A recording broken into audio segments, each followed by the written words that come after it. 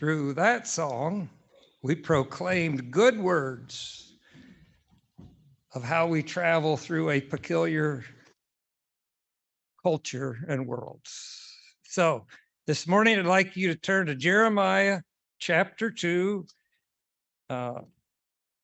Jeremiah the prophet. Jeremiah chapter 2, 4 through 13. Jeremiah was called the weeping prophet. He was largely ignored in his day and abused and kicked out of town. So he had reason to weep. But what he was weeping over was people departing from God. For a whole society, a whole culture just leaving God.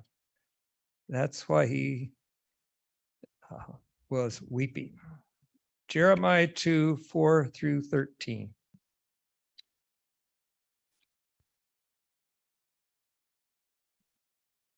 And Jeremiah is speaking to the people Israel, the descendants of those Hebrew people that fled Egypt, had the wilderness experience and established a nation, a geopolitical, this is where we live, this is who we are. But their culture was infiltrated by other stuff, not of God. Hear the word of the Lord, O house of Jacob, all you clans of the house of Israel. This is what the Lord says. What fault did your fathers find in me that they strayed so far from me? They followed worthless idols and became worthless themselves. They did not ask, where is the Lord who brought us up out of Egypt and led us through the barren wilderness, through lands of deserts and rifts, a land of drought and darkness, a land where no one travels and no one lives? I brought you into a fertile land to eat its fruit and rich produce. But you came and defiled my land and made my inheritance detestable. The priest did not ask, where's the Lord? Those who deal with the law did not know me. The leaders rebelled against me. The prophets prophesied by Baal, following worthless idols. Therefore, I bring charges against you.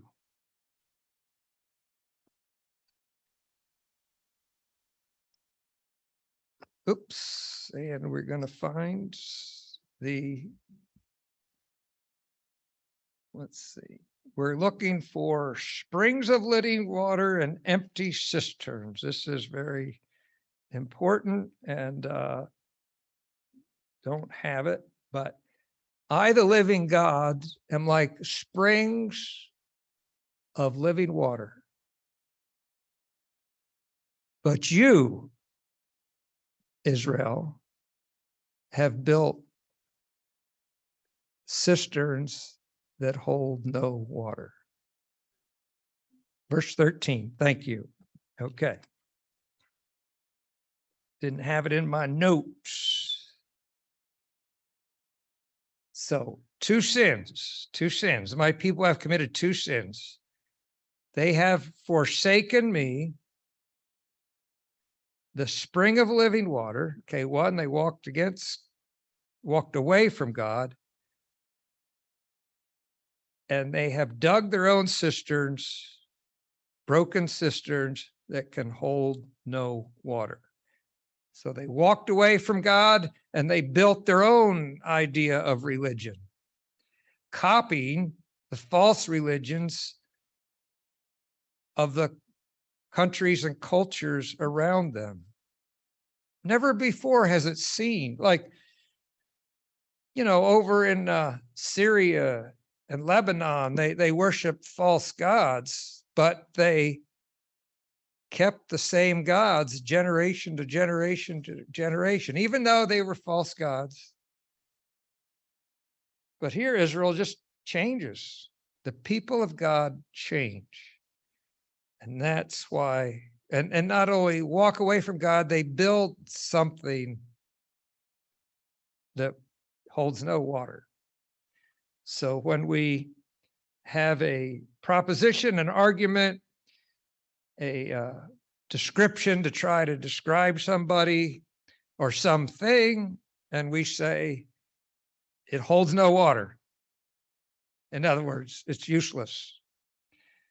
I've had the wonderful opportunity in this local area to see 2 cisterns that were built by, the early people, the early European people that settled here, and under a porch, an old porch that the homeowner tore off. It looked like it'd been there forever. He uncovered a beautiful, about that round stone cistern that went down about 14 feet, plastered smooth with beautiful white lime mortar. It probably hadn't been revealed for 100 years or more, thinking about when this area is settled. And looking at that would have held water. So they could collect water off the roof, And then Chris and Michelle Romachuk at their home, there's a nice cistern. I've gazed into that. That needs some pointing in and smooth plastering at the bottom. But so it takes a lot of labor to build that. Takes a lot of labor and human effort to build many of the false doctrines and dangerous things in our culture that we encounter every day. But they hold no water. In other words, they don't add up. They don't make sense. And so to try to encapsulate these thoughts from Jeremiah, we're going to turn to Hebrews 13 and just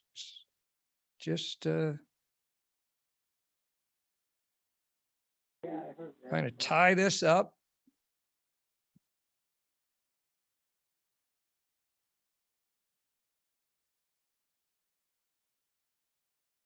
First of all, in Hebrews 13, we're going to look at verse 8. Jesus Christ is the same yesterday and today and forever.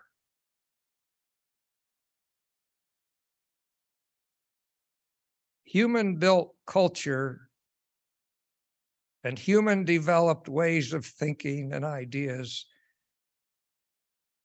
not based on God, are just temporary, even though they seem so important and we must do that and we're going to make a law about this. And no, they're temporary.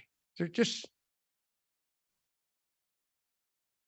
let's go to verse 13 and 14. In Hebrews, verse 13 and 14. Let us then go to him outside the camp, bearing the disgrace he bore. For here we do not have an enduring city, but we are looking for the city that is to come. So I tell you, please don't move away from here physically. Don't pack your bags and load the house and leave, because we love each other and we like being here. But a good word of advice we would give to each other: don't pack and hold on to the false things of our culture.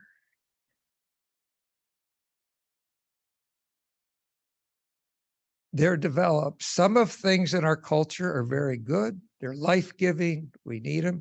Some of things we encounter in our culture were developed not based on God, not based on Jesus, who is the same yesterday, today, and forever. So be discerning. Is it of God? Now, there are people who enjoy some of the false teachings of our culture today. They relish it, they live in it, they gain whatever power through advertising, through pushing products on us, through educational resources, or whatever, things that are not of God. They are enjoying the best they'll ever have. They're enjoying it now. We kind of have to go outside the camp, the culture. We're not moving away. We're not moving away physically, but yeah, but in my mind, I'm not going to live with you on that their issue. So we suffer some. Maybe we weren't individually persecuted, but we suffer when people are hurting. We suffer when we see little kids, regular kids, college students, adults, very mature adults. We suffer when they suffer. That's part of the Christian life, suffering. We suffer in this life because we have to maybe leave some things behind. But the best of our life is yet to come for that enduring city, that city that has no end, that presence of God. So remember that.